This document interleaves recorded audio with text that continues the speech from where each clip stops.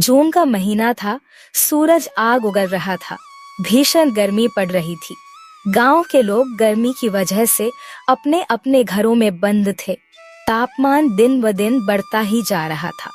गांव का नाम सुखपुर था, लेकिन इस भीषण गर्मी में वहां किसी भी तरह की सुख सुविधा नहीं थी।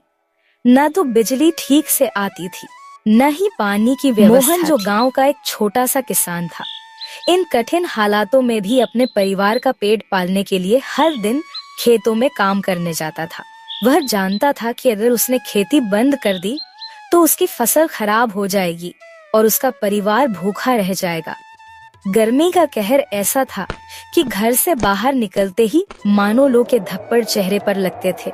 खेतों में काम करना तो और भी मुश्किल था, क्योंकि पानी की कमी के कारण फसलें सूख रही थी और जमीन बंजर होती जा रही थी। मोहन सुबह सुबह खेत पर पहुंच जाता था ताकि कुछ देर ठंडक में काम कर सके, लेकिन जैसे जैसे सूरज ऊपर चढ़ता, गर्मी और बढ़ती जाती।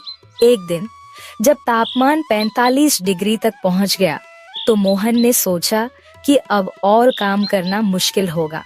लेकिन तभी उसे याद आया कि बारिश के पानी का जो थोड़ा सा तालाब उसने खेत के किनारे खुदवाया था, उसमें पानी बचा हुआ है।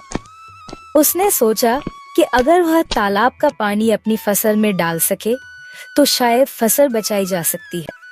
मोहन अपने घर वापस गया और परिवार के लोगों को मदद के लिए बुला लाया। सबने मिलकर तालाब से पानी निकालने का काम शुरू किया। उस भीषण गर्मी में जब सूरज सिर पर आग बरसा रहा था, मोहन और उसके परिवार ने हिम्मत नहीं हारी।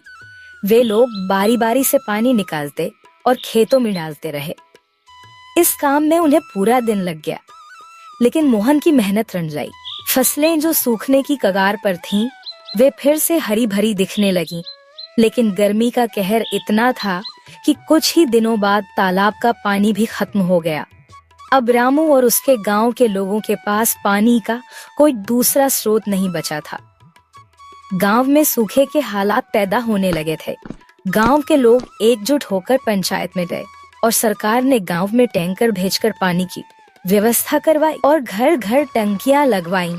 अब गांव के हालात बेहतर हो गए थे और सब हंसी खुशी रहने लगे।